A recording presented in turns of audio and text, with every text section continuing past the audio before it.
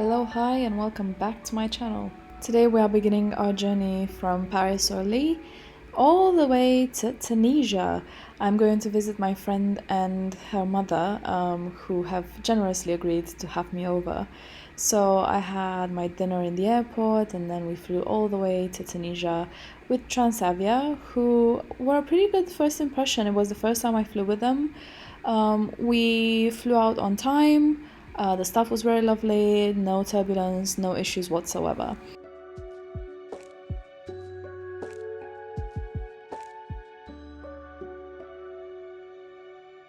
My friend and her mom were very lovely, and they came to pick me up from the airport because we are actually not going to be staying in the capital of Tunis.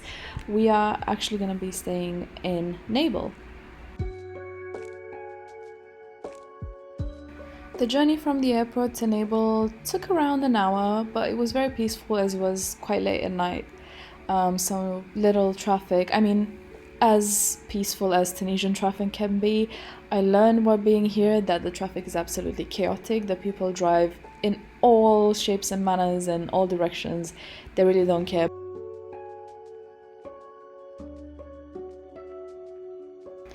This is lovely Yuna. This is her checking me out and trying to see if I'm allowed in the house or not. But very quickly after that, I just went to bed because I was absolutely knackered. So here's me saying goodnight. So this is the full first day of my stay in Tunisia. This is Yuna saying good morning. What I've learned staying in Tunisia and what my friend has told me that I need to learn to live the Arabic lifestyle, which is slow, relaxed, no pressure in the world, no care for the world. Everything is gonna be alright. Hakuna Matata, you know what I mean? So this trip is really just for the vibes, for the feels. No like crazy itinerary. You'll see, it's just lovely to have been here.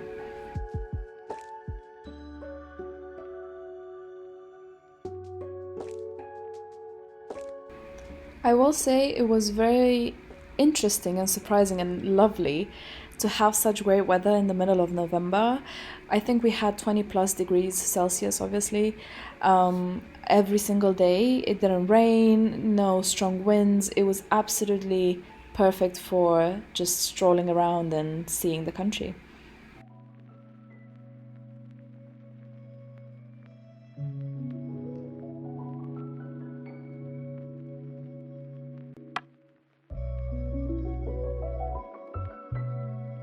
On this first day, my friend took me to Hammamet, which I'm told she's been there before, but obviously it was my first time. So we first went and stopped by the beach. We had lunch on this very nice restaurant terrace.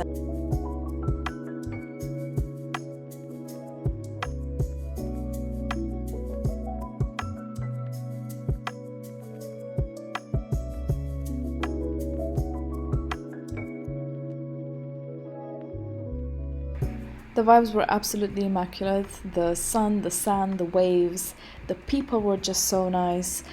Perfect start to our trip.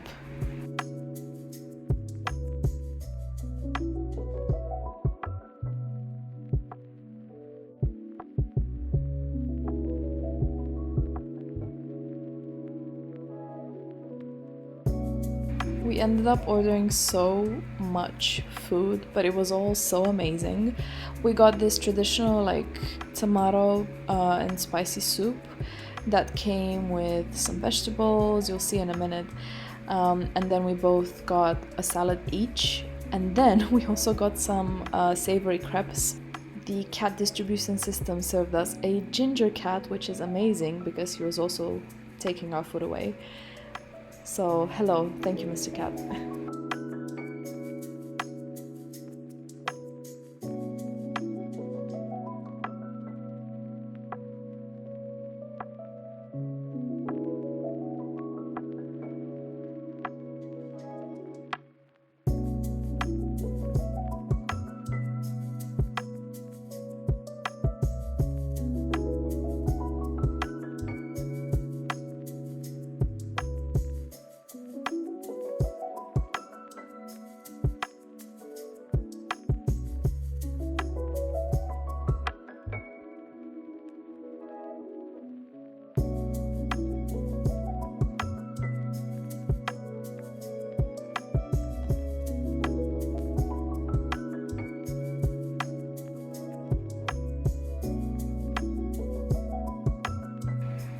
From there, we went into the Medina, the old part of the Hammamet city. We walked around the streets, we saw some vendors, we saw obviously a lot of cats and kids, and yeah, we just had a stroll in the old city.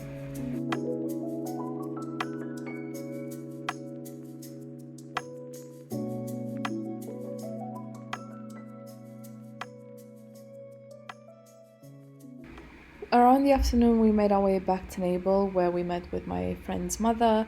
We went to a bakery and just had kind of a light dinner there. And then, yeah, ended the night at home chilling. On this day, we didn't really do much. We walked around, went to a cafe. We went to my friend's mother's factory and worked there for a bit. I'm not gonna show any of that for privacy reasons, but yeah, we mostly sat in the factory and worked.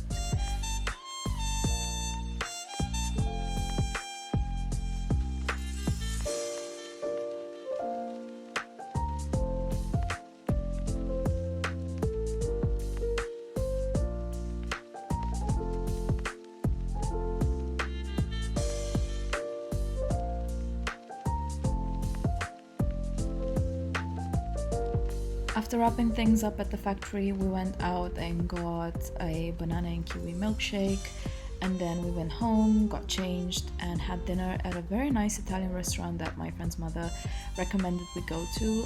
You're gonna see in a minute how amazing the dishes were.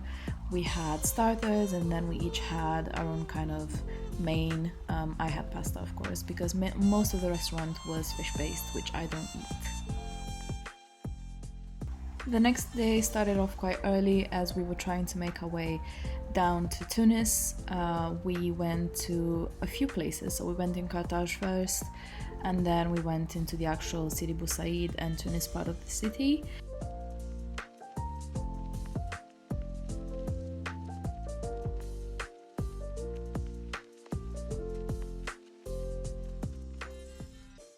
Starting off with the seaside, we went into Carthage first, and then we walked around the old kind of city center, Medina portion of it. We bought some souvenirs, and then we also went to a tea shop. We had some tea, and also we enjoyed a very nice traditional sandwich here with some omelette and ham as well.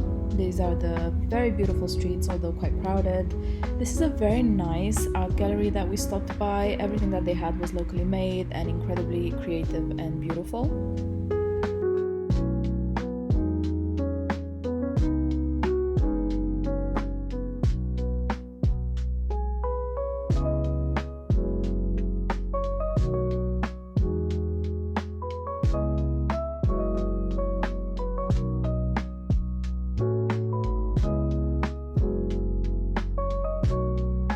We also tried to visit the archaeology museum in Carthage. However, the inside of it was in renovation, so we could only walk around the garden and the outside portion of it. So this is it right now.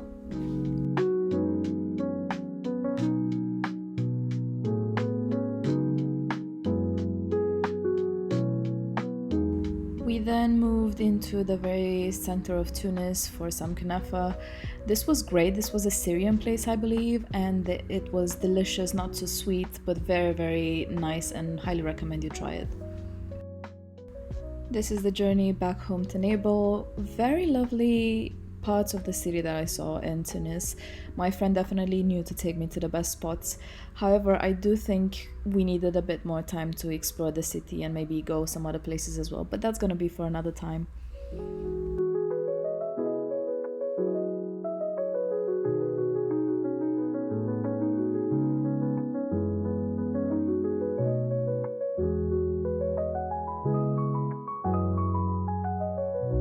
On my final full day here in Tunisia, my friend and her mother decided to take me to Sousse.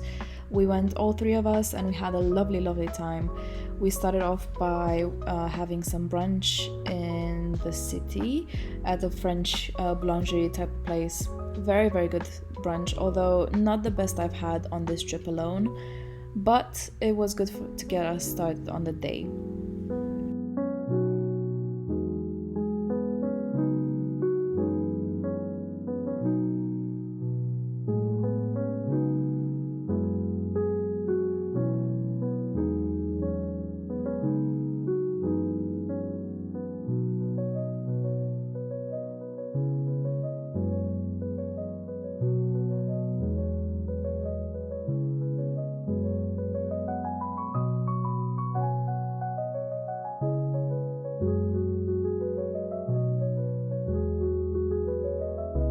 once in the actual city center of Sousse, we decided to go onto the commercial streets, go into the Medina, just walk around, see what the people were selling, what they were kind of doing on their day-to-day.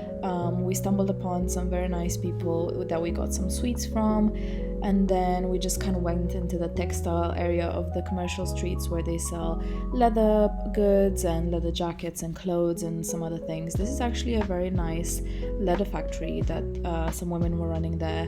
As you can see, very many types of leather clothing. And then we stopped by this very nice cafe that was playing a lot of Saint Levant, so props to them for that, and had some tea.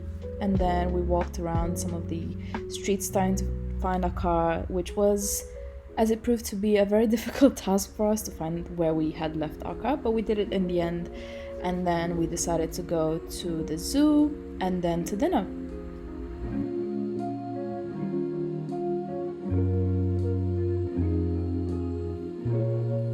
Side note, how scary is this camel? It was so massive and it was making noises, but yeah, it kind of scared me off a bit.